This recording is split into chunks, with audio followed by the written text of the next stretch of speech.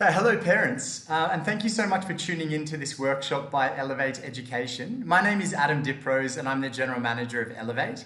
And this year we're going to be working with your child's school to give them study skills and to support them across their academic journey this year. So really the point of this presentation is to give you an idea of exactly what we're going to be doing with your son or daughter, how you can support them, and what resources are included in the program so that you get the most value from the Elevate program this year. Now, I thought I'd just start with a bit of an introduction as to who Elevate is. I know some of you may be aware of Elevate, perhaps some of you haven't heard too much about us. So Elevate was actually founded in Australia in 2001 as a research company. And just to preempt the elephant in the room, I'm sure you would have worked out by now that I am Australian, hence this accent. So we started 20 years ago, basically with the mission of finding out what it is that top performing students do in order to do so well academically. So how do they study? How do they make notes? How do they manage their time? How do they motivate themselves? And over the last 20 years, we've updated that research, condensed it down into a series of workshops, and that informs the skills and the content that we teach students. Fast forward 20 years, we have offices now in South Africa, the UK, Australia, the US, and Singapore. And we work with about 4,000 schools across 15 different countries. Now, the other thing I will preempt, as well as the fact that I'm Australian, where most people start heckling me about sport, or they say to me, Adam, so you're an Australian who's moved to South Africa. A lot of people seem to be moving in the other direction. But my other thing that I will preempt is I'm not a parent myself. But really the expertise that Elevate has is because we work with so many schools around the world, is as you can imagine, we're exposed to some really interesting, really innovative ways that these skills are being followed up and reinforced to support students in their studies. In terms of the work Elevate does, so the primary program that we run is a study skills program. And one of the reasons why I wanted to speak to everybody is because we will be working with your child this year. So we run study skills workshops for students to teach them all of this content. We also have a one-to-one coaching program where we work with students on an individual basis. We're moving towards doing subject-specific tuition and subject-specific exam preparation workshops. And we also have a project-based learning arm, which is all focused around bringing content to life through engaging real-world problems where students can apply the information they're taught to a real-world context.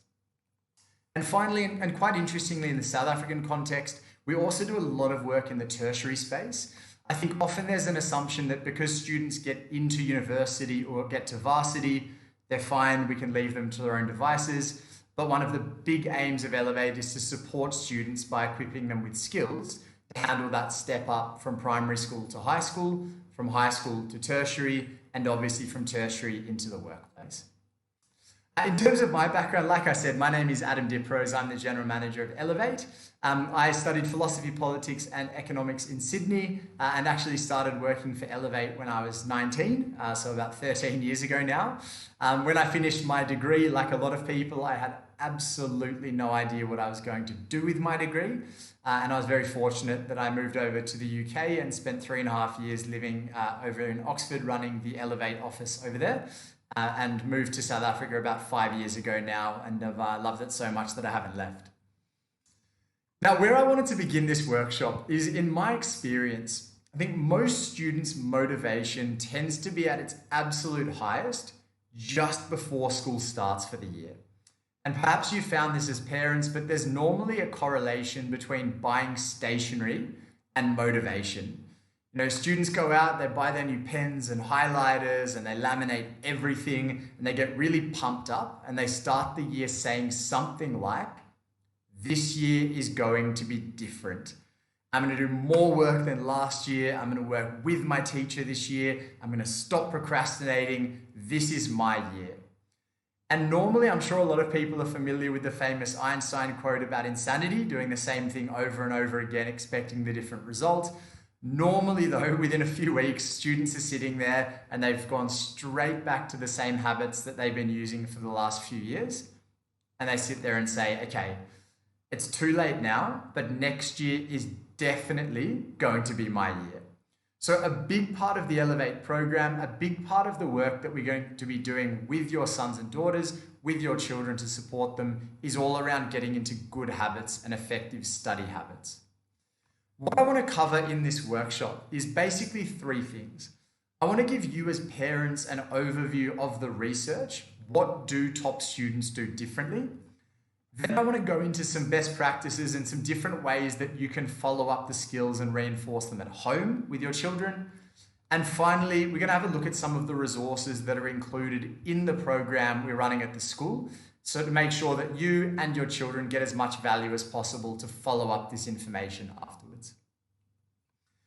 Okay, fantastic. Now, to start with the research, like I said, Elevate began as a research company.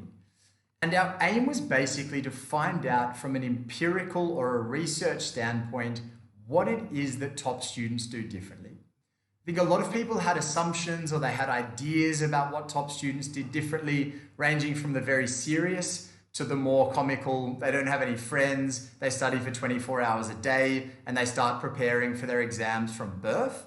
So what we really wanted to try to do is debunk a lot of these myths and actually show what top performing students do differently. So in that first year in 2001, we tried to find out why is there a performance gap between top, middle, and lower performing students. And we conducted 12 months worth of research. It was with a sample of about 2,000 students that was representative of male, female, government school, private school. And in the first 6 months of that research phase, we looked at the quantitative side of things. So which techniques were statistically significant in determining what top students were doing differently?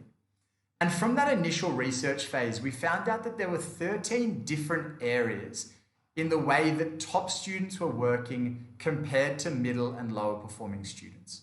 So we had belief, goals, study environment, team orientation, results orientation, organizational skills, the use of holidays, which included things like study leave and weekends, practice, independent learning, what they did in the lead up to an exam, how they memorized and retained information, what they did after an exam, and then stress and well-being. And from that initial 6 months, we got a really good idea of what top students were doing differently. So then the next 6 months, we dove into a lot more detail and we looked at the qualitative areas. So as an example, if we found that note-taking was a really significant area where the habits of top students differed, we wanted to find out when did they make notes? How did they make notes? Where did they keep their notes? How often did they look at their notes? And after that initial 12 months, we got a really clear idea of what those top performing students were doing. If I were to summarize the work Elevate does in a sentence now, it's our belief that the best way to learn anything is to find somebody who's doing it incredibly well at the moment, find out how they're doing it, and replicate it. And I'm sure a lot of parents are familiar with books like The 7 Habits of Highly Effective People. Effectively, at Elevate, what we look at are the habits of highly effective students. Now, what's really interesting is when I lived in the UK, we actually did a survey with parents where we asked them, what do you think will be the biggest thing that determines how well your son or daughter does academically? Now, interestingly, the number one response that we received was IQ. Now, that set off big red flags for us as a company. Firstly, because I don't think many students actually know what their IQ is, or if they do, it's because they've done one of those online quizzes and they turn around and say, Mum, Dad, I'm a genius. But the bigger reason is that IQ has gone from something that traditionally was seen to be a really important way to determine and predict student success. However, a lot of the research over the recent years has actually flipped to show that IQ isn't a significant predictive variable in looking at student performance. And just to give you one example, there's a study out of Emory University by Ulrich Nessier who actually talks about the lack of link between IQ and academic attainment. And just to illustrate that, they've done an amazing case study out of Humboldt University in Germany, where they took a high IQ group of students and they took a low IQ group of students and they made them play chess against each other. Now, perhaps unsurprisingly, the high IQ students won almost every single match. Because not only did they know the rules or learn the rules of chess faster, but they actually worked out the strategies behind chess faster as well. So the next thing they did is they took the low IQ group, they taught them the rules, they taught them the techniques that top chess players use, they made them play again, and the win rate became almost 50-50. In other words, that performance gap completely closed. And I speak to a lot of parents who say things like, but surely IQ is important. We can all think of a student who doesn't do much work and seems to top the class. And I'm sure that is the case. And what the research says here is that having a high IQ can be an advantage. It can be a starting point, but it emphasizes the need to teach students the right techniques and the right strategies to help them to bridge that gap. So if it's not IQ, the next answer that we receive from parents most often was it's hard work. It's all about how much work students do. And the way we look at this is, yes, hard work is important. It's very rare you find somebody in life who does exceptionally well and doesn't work hard. But working hard in and of itself isn't enough. It isn't sufficient. Because one of the big problems we find is that students often spend hours and hours sitting at a desk working hard, but they're not always using that time productively. They're not always spending that time working smart as well as just putting in the hours. So that begs the obvious question, well, if it's not IQ and if it's not hard work, then what is it? What are these top students doing differently? And what the research showed, and because obviously I now live in Africa, I've dubbed these the big five. We found that these were the big 5 areas where you can shift the needle the most in terms of student performance and academic attainment.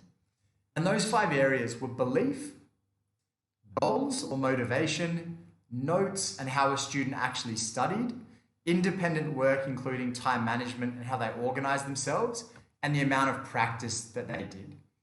Now, what I wanted to do in this workshop is just to give a quick overview of each of these 5 areas and focus on some really practical strategies that you as parents can use to support your children across the year.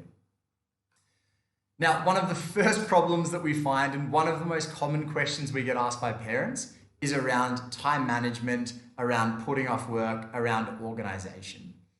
And just to share with you a quick example, and maybe some of you can relate to this with your children, we find that one of the biggest problems students have is they measure their productivity by their watch or by a clock. And they measure how productive they've been by how many hours they have been studying. The big problem with that is as soon as it becomes about hours spent at a desk or hours studying, students will do whatever they possibly can to make that time go as quickly as possible. So they'll sit at their desk, they'll have their textbooks somewhere near them, they'll be on their phone, they'll be listening to music, they'll be chatting to their friend, they'll be playing Fortnite, they'll do absolutely nothing, but they'll feel really good about themselves because they've been in the work environment for 2 hours. And the other big thing that we see is when I was studying at university, I used to have this problem. And I honestly thought I was the only person who struggled with this. I've since found out it's almost a universal way of putting off work, where I could only start studying exactly on the hour or half hour. So as an example, I would sit there at 7:23 and I would say, okay, I have 7 minutes to relax. And then at 7:28, I'd wander off, I'd get a glass of water, I'd get my textbook and my laptop, I'd come back to my desk, I'd check my watch, and at 7:32, I would say, geez, it's too late now, I can't start studying until another 28 minutes, and I would repeat this cycle on a loop. So the big solution, if you do have a child who struggles to get motivated to pick up their pen and start working, is to use a weekly planner. Now, one of the questions we ask students and parents is, can you put up your hand if you've ever tried to make a weekly planner or study timetable before? Generally, every hand in the room goes up. The next question we ask is, can you keep your hand up if you stuck to it for more than 2 weeks? At which point you see, because most students, when they create a study timetable, it's the beginning of the year or the beginning of the term, they're really motivated, they're really pumped up. And we all know that at times students can be a little bit over optimistic. And they'll say things like, okay, every Monday afternoon, I will do 3 hours worth of study. Tuesday's my light day, I'll do 2.5 hours. Friday night is my best friend's birthday party, but I will definitely be up at 6 a.m. on Saturday morning working on my assignment. And the problem is, after about a week, students look at this study timetable and say, I haven't stuck to this once. Study timetables don't work, and they throw it in the bin. The only way we have found a student stick to a study timetable for more than about 2 weeks was to work completely backwards. And the first thing that should go into a study timetable is anything that isn't study. It's the extramural activities, it's sport, it's television, and yes, it could even be playing video games. Now, a lot of parents at this point look at me and say, Adam, what are you going to tell our children? Now, there is a caveat there that if your son or daughter turns around and says, here's my study timetable, and you see there's 48 hours of watching cat videos on YouTube or playing Call of Duty, then that's an issue, and that becomes a discussion around prioritization. But what we recommend students do is they start by putting in the fun stuff, because it does two things. It's more realistic, and it means that your child is more likely to stick to the timetable. And number two is it ensures that they're happy because they're prioritizing the things that they like doing on a day-to-day basis anyway. And from there, we always suggest that this study timetable or weekly planner is made visible. Now, again, as parents, one of the most common discussions that you hear happening in households all over South Africa is parents knock on their children's door and say, why aren't you studying? Your child turns around and says one of two things. Number one, it's my break time, please leave me alone. Or number two, I'm sure everyone has heard this one before, because I have finished everything. There's nothing else I could possibly be doing. I'm done studying. So something that we've found has been really effective for a lot of families is once a week, they would ask their son or daughter to put together their weekly planner for the week ahead. And they'd put in their sport, their hockey, their netball, they'd put in their part-time job if they have one, they'd put in their favorite TV show, and then they would work backwards and fill in the gaps with the time that they're going to study, and they would stick that up on their fridge. Now, this is something that I did, and I can speak from experience here. I used to do this once a week on a Sunday afternoon. I would say, what am I doing for the next 7 days? I would draw up my weekly planner, and I would stick it up on the fridge in my kitchen. And the reason I did that is I said to my parents, if you walk into my bedroom and I'm not studying when I said I would be, I said, feel free to have an intervention, call me out on it. I don't have a leg to stand on. But I also said, if you walk into my bedroom and I was simply sitting there watching Netflix, I would point to my study timetable where it would say, switch off, relax, watch TV. And I think it really improved the clarity of communication in my household, because my parents knew the times that I'd set aside to study, but as importantly, they knew the time that I'd set aside to relax. Now, some parents might use something like a whiteboard or put it on a fridge. If you're a little bit more tech savvy, a lot of parents use something like a Google Calendar or a shared spreadsheet that then gets updated every week. So you have that visibility, you have that accountability. One of my favorite expressions in business is what gets measured gets done. And it's the exact same thing for students when it comes to productivity. So as an example, like I said, we're prioritizing the non-study activities, and then we're coming back to the weekly planner and we're building in time to revise. Now, I know a lot of students are busy. I know that this is going to be jam-packed, but I also think a weekly planner is an amazing way to broker a conversation with your son or daughter in a non-threatening way. A big thing we hear from parents is when they ask their son or daughter, how much work do you have on? Have you done your homework? The first reaction for a lot of students is they get defensive and they push back because they see that as a threatening question. The study timetable becomes an amazing way to have that conversation to say, okay, what is your timetable or what does your weekly planner look like for the week ahead? How much work have you put in? How much free time have you put in? And then you can have the conversation around, is the prioritization right? Fantastic. Now, the second big thing that we hear from parents is that procrastination is a significant issue with their son or daughter at home. And a lot of students just don't have effective techniques or strategies to overcome procrastination. So one of the big things we talk about with students is trying to identify the underlying issues behind procrastination and putting in place really practical plans to overcome this.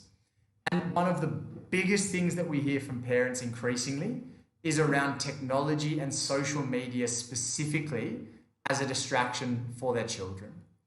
Now, if you do find that your son or daughter does get distracted by their phone or by social media, I've just shared on the slides some really great apps or websites to help students manage technology as a distraction. I'm sure a lot of people have seen The Social Dilemma recently. We know how addictive it can be. So these apps that I've put on the slide let you do two things. Number one is they let you block access to any website or app for an amount of time that you choose. So as an example, you can say, okay, I'm going to block access to YouTube or TikTok for the next 36 hours. And you can't get on that website or that app for that amount of time. Now, I should say there's always a parent at this point who sits there and goes, this is amazing. I'm going to lure my daughter out for ice cream and block everything for the next 12 years of her education. I wouldn't recommend that. I know a lot of parents have confiscated the Xbox or banned the laptop. I think that certainly works as a short-term solution. But the second thing these apps or these sites let you do is they let you put a quota on how long you can spend on a given site or app for an amount of time in a day. So as an example, you can say today I can only be on Instagram for 30 minutes. And if you use up your 30-minute quota, bad luck, you can't get on that app for the rest of the day. Now, I'm a firm believer that when your children go on to high school, go into university, go and get a job, go to boarding school, that the biggest thing they can learn is the act of self-selection and self-regulation. Because nobody's going to be sitting there behind them saying, come on, it's time to focus now. The biggest thing they can develop is the ability to develop or actually manage their own time, their own focus, their own productivity.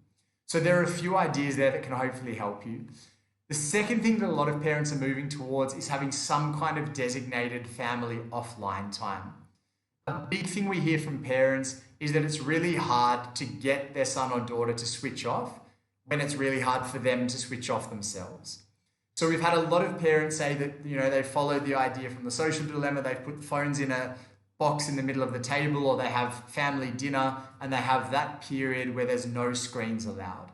Just to disconnect. Screen fatigue is becoming a bigger issue now with online learning, and that's a really important way to give students a bit of a break from their devices as well. Okay, and then the final reason we hear is around being overwhelmed and not liking a specific subject. One of the things I always find amusing is a lot of students tend to get quite anxious, quite overwhelmed, and they'll come home and they'll say something like this: Mum, Dad, I have so much work to do. I just don't know where to begin. And when you say, okay, what do you have to do? They say, I don't know, but there is so much of it. And I think students have a funny way, we call it the ostrich effect, of saying it's too overwhelming, there's too much to think about. So my solution is I'm going to have a nap and I'm going to hope that when I wake up, all of this work has disappeared. And because they're overwhelmed, they get stressed, they get anxious, they leave things to the last minute, and it has all kinds of flow-on effects from there. So a really good solution here is to encourage your son or daughter to break down their work into short pieces or really clear tasks. We refer to the theory of small wins, really short, focused tasks that students can tick off. And if anyone here is a list maker, you'll know how much satisfaction you get from ticking off a task on a to-do list, and breaking down the idea of I have to study or I have to work hard today into really clear objectives that they can work through. A very silly tip, I write to-do lists for everything. And the two things that I always put at the top of my to-do list is number one, get a glass of water, and number two, write a to-do list. Now, I know that sounds ridiculous, But the reason I do that is because within about 30 seconds of sitting down at my desk, I've already accomplished two things. I've ticked them off my to-do list, and it starts that small win cycle and motivates you to move on to the third thing. And finally, as I mentioned, there are just some subjects that students find more difficult, they don't like it as much, they're not as engaged with. And it can be really challenging to motivate a student to study for a subject they find more difficult. So a couple of solutions here. We really advocate working in groups and working with other students here and leveraging off other students. Now, the reason this can be so effective is when we sit down by ourselves and we sit down to study, you always have that little voice in your head that goes, I wonder what everyone else is doing now. I wonder if my best friend is working. Or there's a million shiny things in the house. We open the cupboard door or the fridge door and work out what we're going to eat. And it's really difficult to motivate ourselves to get started. With a study group, we recommend students can maybe work in a group of 4 and they can quiz each other. They can work on notes together. They can delegate tasks together. But there's a huge amount of motivation just sitting there watching other students do the work as well. There's a huge amount of accountability knowing that other people are relying on you to do your share of the work. And all of the research says that the best way to learn anything is to teach it. So the beauty of study groups is that students can come together physically or online, obviously, and actually try to teach each other the content and share ideas as well. And another really practical idea is you can use something like a reward system. Now, to be really clear, I'm not talking about bribery here. I'm not talking about money for exam results or anything like that, but just little things like, your son, you'll cook him his favorite dinner on Friday night if he gets all of his work done. Or a lot of my friends used to stick, jelly beans or jelly babies every 3 pages in their textbook at university. So once they'd made notes on 3 pages, they'd have a jelly bean. But just the idea of having really small incentives. Work in your study group in the morning. If you get your work done, if you finish that practice paper, then you can watch a movie, then you can relax, then you can go outside and do something that isn't study. But having some kind of light at the end of the tunnel can be really motivating for students as well. And the next big thing that comes up a lot again is the idea of what is an effective study environment. What is an environment that students are most likely to be productive in? And I talked a bit about a weekly planner and the idea of using to-do lists, but we also find the idea of don't-do lists can be as effective. And what I mean by that is, again, coming back to the underlying cause. Why do students procrastinate? Why do they put off work? What we encourage them to do is think about all of the different reasons why they'll procrastinate. Think about what are the triggers that distract them from starting the work. And write down a list of those things. And then for each item, come up with what we call an if-then plan.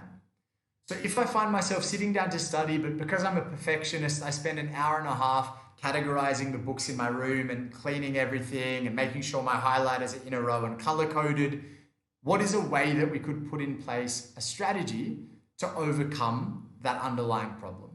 As an example, put a stopwatch on for 2 minutes. You've got 2 minutes to clean your room. Then whatever state it's in, you've got to start working. If you find your son or daughter constantly daydreams or gets distracted, physical activity becomes really important. We talk about a concept with students of getting into a state of active learning. Now, I know your son or daughter is highly unlikely to run around high-fiving you before they start revising or doing their homework. But if you look at most students' body language when they sit down to study, they sit at a desk and go, and they slump their shoulders straight away. And what we suggest is that every 25, 30 minutes, they stand up, do some star jumps, take their dog for a walk, but just do something that gets them into that state of active learning to improve their attention and their focus. And finally, again, if you find that the phone is a big issue, then some of those apps before may help. Now, my final tip, this is probably in my top 3 questions that I get asked by parents, is, Adam, what about listening to music? Is it bad for my son or daughter to listen to music when they study? And the short answer is yes, it is a distraction. And the reason for that is generally when students study, they're using their visual sense to either read information or write information in notes. And when they're listening to music, they're using their auditory sense, which means that there's music and there's lyrics coming in their ear. And I'll just give you a very quick illustration of how difficult humans find it to multitask. Now, you are going to look very silly doing this, so maybe make sure you're alone for a second or with somebody who won't judge you. But can everyone just take out your 2 index fingers in front of your face for me, please? All I'd like you to do is just move one of them forwards in a circle, and at the same time, move the other one backwards. Okay, now what's very, very funny is you normally have 2 kinds of people here. The first kind are the people staring at their fingers like they've never seen them before, trying to work out how to do this. The second kind of person is somebody who is always extremely confident saying, Adam, this is so easy. So it should look something like this. Now, the reason I do that is an amazing example of how hard we find it to multitask. And when students are sitting there listening to 100 words a minute coming in their ear and they're trying to study, it's what we call memory disruption. Now, I know it can be very difficult to say to your children, don't listen to music. And the biggest problem with music are lyrics and a beat. Now, you may be sitting there going, well, what kind of music is there without lyrics and a beat? So classical music and instrumental music doesn't have the same impact. But I know it can be challenging to get your son or daughter to listen to Beethoven or Mozart when they're studying. So one of the best ideas I've heard from a parent is they asked their son to do 20 minutes of study. And they said, in that 20 minutes, you can do whatever you want.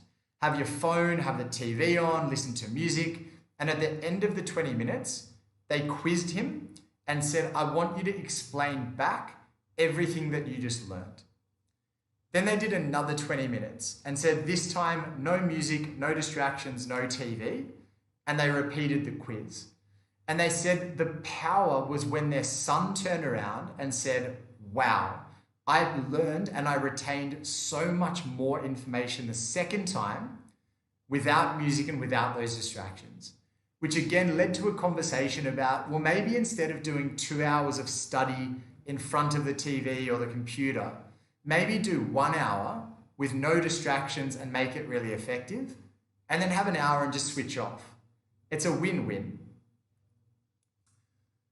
Okay, moving on. The next big topic that we speak to students about in our workshops and in the program that we're running is around note-taking and study skills specifically. Now, one of the biggest areas we find that is normally kind of a horses for courses approach, there is no one way to learn, every student must just find a way that suits them, is around note-taking. And although there definitively isn't one way to do things, there isn't one way to study, what we find is a lot of students, when it comes to notes, they think that it's only relevant before an assessment, before a test, before an exam, or they sit there and say, I actually have no idea how to make notes in the first place. And generally, when we ask students to see their revision notes, it's quite funny. What they normally do is they sit there with a 400-page textbook.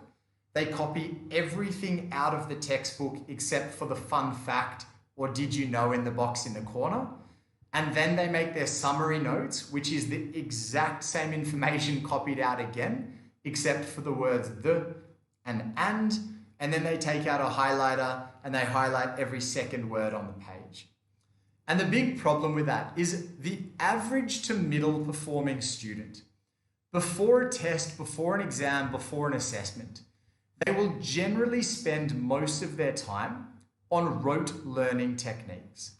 Reading notes, rewriting notes, making flip cards, flashcards, but it's all about recognition.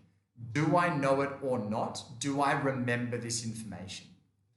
The problem is they then walk into an exam and one of 2 things happens.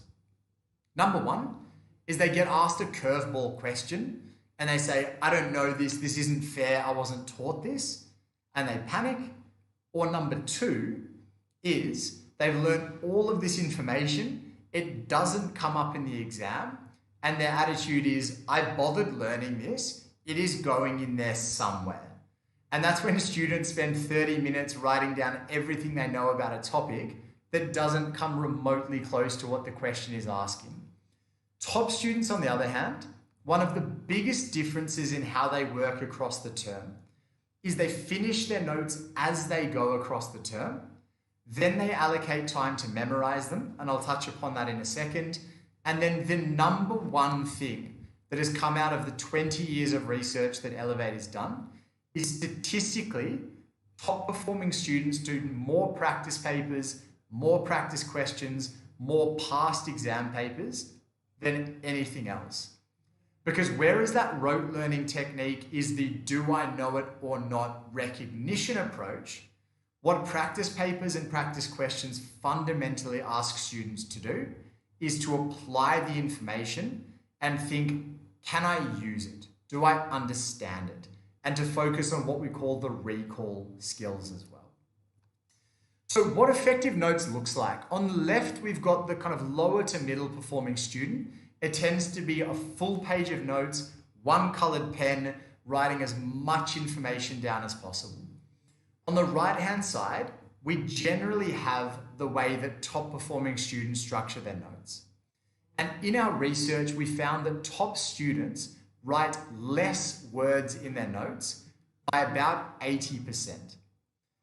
Now, just to drive that point home, for every 100 words the average student writes, top students write 20. They have a heading, they have a subheading, they have a line down the middle of the page to split their notes, which helps with spatial recognition and spatial processing, and they focus their notes on what we call trigger words. Trigger words being the one or two keywords that triggers more information in their brain. So as an example, this is just an example of history notes.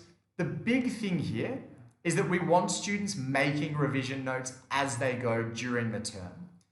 They should be using their own words. A big trap students fall into is they see something in a textbook, they say, I don't really understand that, but I'll write it down anyway and I'll come back to it later.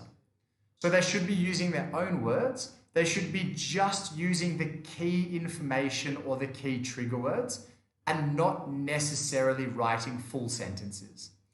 An easy way to think about this is the way that you would write a reminder note on your hand. You wouldn't write down, remember this afternoon you have to buy milk, so please walk to the store, purchase the milk, pay for it and bring it home. You would write, get milk. And what this does is it means when students are studying their notes, they're actually quizzing themselves and testing for understanding. And if they don't understand something, that's actually a really good scenario because then they can look it up. They can go back to their textbook, back to their teacher, use the internet, but they're actually quizzing themselves as they go. And finally, we also talk to students about the idea of using a color coding system. Now, to be really clear here, we don't say just use color because we don't just want students using pens that smell like fruit and putting glitter over everything. We talk about a color coding system. We all know that humans have two sides of our brain, the creative side and the logical, rational, analytical side of our brain. And the problem with writing notes in black pen is that everything runs together and it's like rivers running down a page. And I'm sure as parents, you've been tired, you've been focusing, you've been working. You get to the bottom of the page though, and if I asked you, what did you just learn? You literally couldn't tell me. You shake your head, you have to start all over again because you picked up nothing that you just read.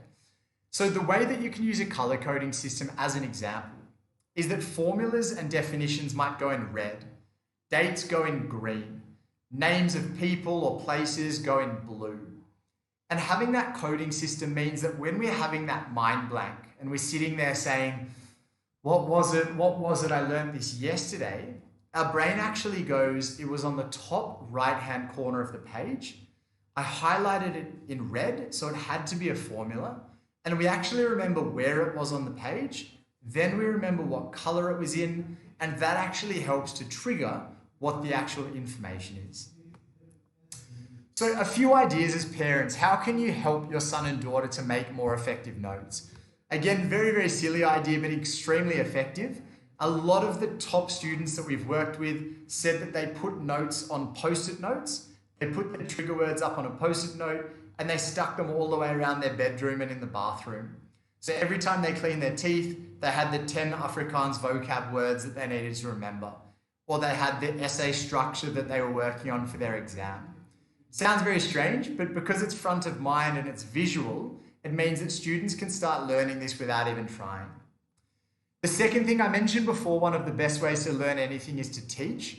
One of the things a lot of parents do is they'll help their son or daughter to study, but what they'll do is rather cleverly, they'll ask a question from halfway down the page and your son or daughter will turn around and say, no, you can't do that. That's not fair. It has to be from the top, in order, working down the page.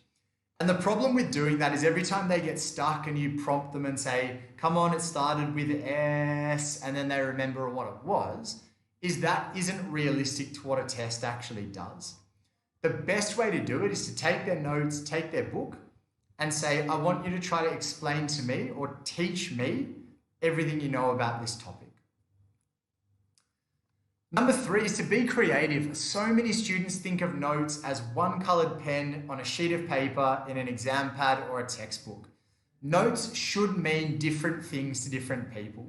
I think the best thing I invested in as a student was a whiteboard that cost me about 50 Rand. And I bought a mini whiteboard.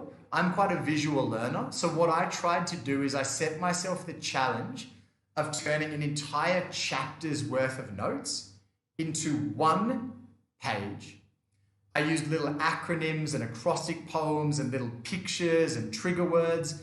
And then I would copy my notes up onto my whiteboard. I would actually walk away from the whiteboard and I would stare at it and try to take a mental snapshot of the whiteboard. I then walk back over to it.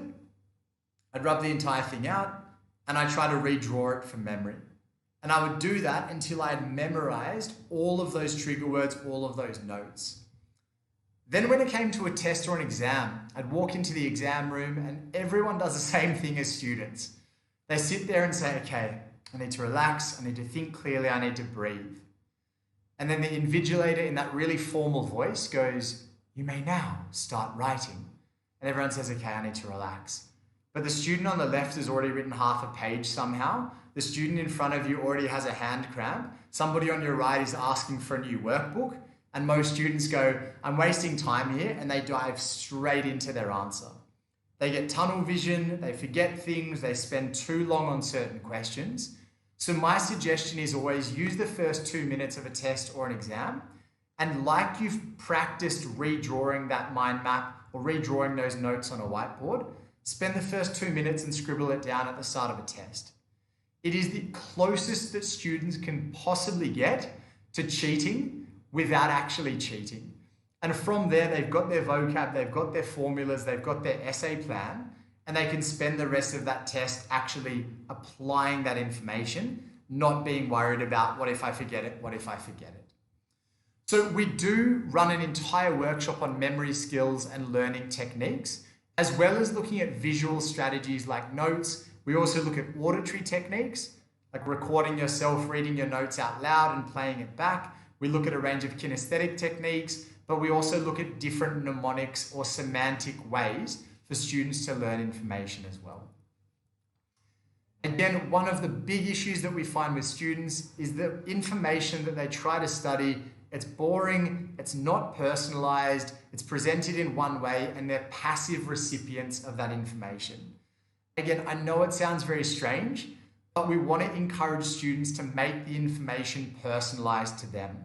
Make it silly, make it a bit strange, make it a bit more dynamic than just reading information from a page. And to give you one idea, we actually run through an exercise with students in one of our workshops where we tell them a story where we get them to imagine their house and we walk through the different rooms in their house. Every single student remembers that story within about 30 seconds and tells it back to you.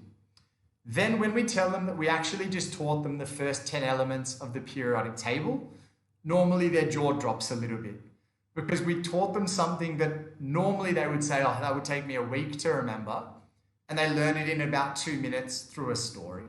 So again, make the information more personalized. Fantastic. And then the last few points that I have for this workshop is one of the most common questions that we get asked by parents is how do I get my son or daughter to be more motivated? Then there's normally a pause followed by actually, how do I get my son or daughter motivated, full stop? And the way that we normally think about motivation and goal setting is generally something along these lines. Set a goal, because having a goal gets us motivated. As soon as we're motivated, we're now going to take action to achieve that goal. Now that we're taking action, it's going to lead to a higher performance. The big problem with that, as anyone who's ever set a New Year's resolution will tell you, is it doesn't really work like that. And so much of the time we think about the idea of goal setting and we encourage students to set goals and aim for a higher mark or a higher result. But ironically, if we have a student who's currently performing at this level here and we get them motivated, we get them setting a higher goal for themselves. This year in maths, I'm going to get 70%. Last year I got 50.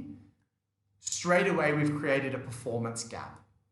And you do not close a performance gap from just doing 2 hours of the same kind of thing or 2 hours more of the same work. So ironically, unless we actually give students the skills to bridge that gap, we're actually setting them up to fail from day one. So my two really practical tips here is whenever I have sat down and personally interviewed students at the very, very top end of the spectrum, they have an uncanny ability to tell you exactly why they're studying and what they're working towards. What we call the hierarchy of goal attachment. I've interviewed students when I lived in Oxford who had picked out the room and the college they wanted to live in at Oxford University. They told you the job that they wanted. Now, that's obviously more relevant at a higher level. It could be something even a lot more simplistic, but they knew why they were working and what the reward was going to be. They had some kind of incentive over what that meant for them. Underneath that, you have students who are generally motivated. They'll normally work hard. Sometimes they'll struggle a little bit, and they generally have clarity over what they're working towards. But sometimes when things get really, really difficult, they have a tendency to downgrade their goals and say, oh, I was aiming for 80% in life sciences. That's really hard. Actually, I think 60% I'd be happy with. Or I really, really wanted to do engineering at UCT. Actually, to get into engineering at UCT is really difficult. Actually, I'm going to set a lower goal because it will be easier to achieve.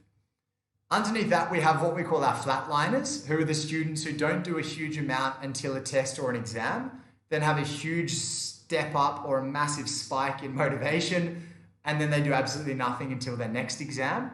And generally, there is a direct link between those students not really knowing why they're studying.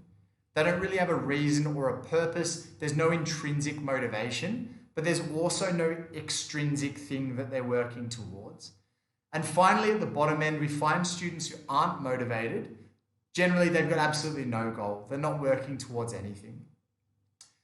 So again, that begs the question, well, how do you help students to move up this triangle? A lot of parents look at things like university open days at a senior level.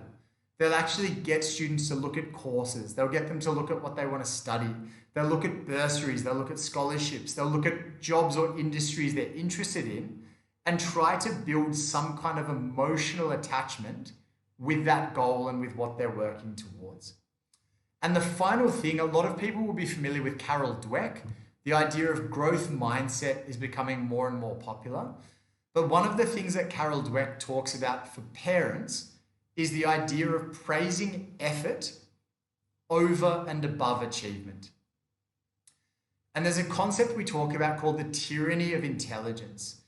That as soon as students are praised for being smart, aren't you bright, aren't you clever, well done for getting an A, well done for getting 95%, is they correlate their performance with their intelligence.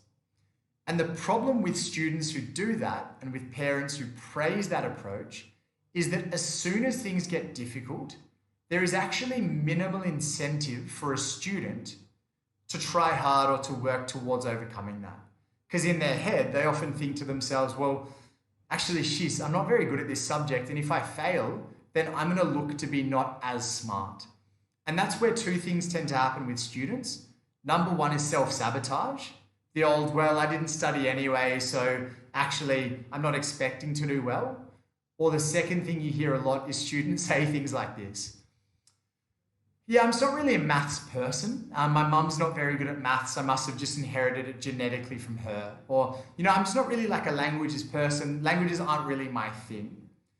And what Dweck talks about as a solution is the idea of praising effort over and above achievement. Instead of aren't you smart, aren't you clever, it should become didn't you work hard for that? Didn't you get the process right? Because then when things get challenging and when things get difficult, we want students sitting there thinking, well, this is hard. I don't know how to do this yet, but maybe I need to change my approach. Maybe I need to look at this differently. Maybe I need to do a bit more work or approach this from a different angle. And the final thing, I spoke a little bit about practice before, but just to reiterate, this was the number one statistical difference in terms of what students did. Top students, more practice, more deliberate practice, more time applying the information. And this doesn't necessarily mean sitting in their room under exam conditions doing past papers. Again, it could be explaining or teaching this to you as parents, to their pet goldfish, but actually practicing using the information. The reason, interestingly, just to finish on this point, that lower performing students do less practice is they say, I can't do practice questions yet. I don't know this well enough. I haven't learned this well enough. I'm not confident enough to move on to practice. And often students see practice as something that happens at the end of the process. But actually, this should be something that happens at the beginning of the process, because it is one of the fastest ways for students to work out what they don't know. The second reason is students just simply run out of time. They're cramming before a test. They spend all of their time on notes. They don't get time to do the practice. Or the third thing is that perfectionist element of my notes have to be neat, have to be pretty, have to be all in order before I move on to practice.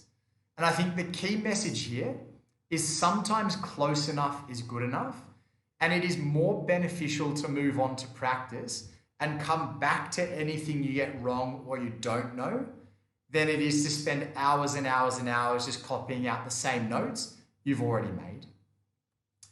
And finally, I've just shared on the slide some other apps, some other websites that you may be interested in looking at with your son or your daughter. Some of them are online applications and sites that let them make digital mind maps. Some of them are sites that let them quiz themselves. iDictaphone, if you've got an auditory learner, helps them to record information and play it back to themselves.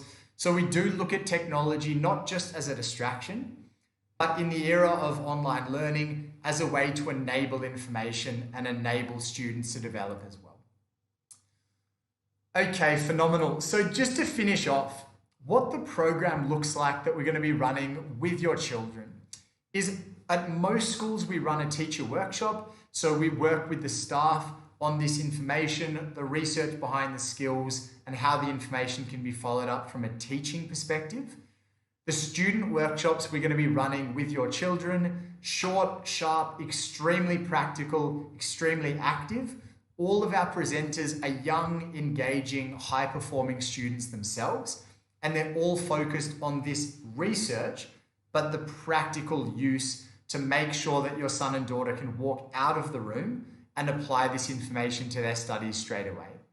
And obviously a big part of this presentation is to make sure as parents, you understand what's included in the program, the kind of information and content that we'll be covering to help your children, and also some of the resources that are included as well. So just to wrap up, what is included in the program for you as parents and for your children? We've recently launched an online study skills platform we call Elevate Online. We've filmed all of our workshops using our most engaging presenters, and we've condensed that down into short videos explaining each skill. And in a blended approach, there are practical exercises and activities for the students to work through to put the skills into practice.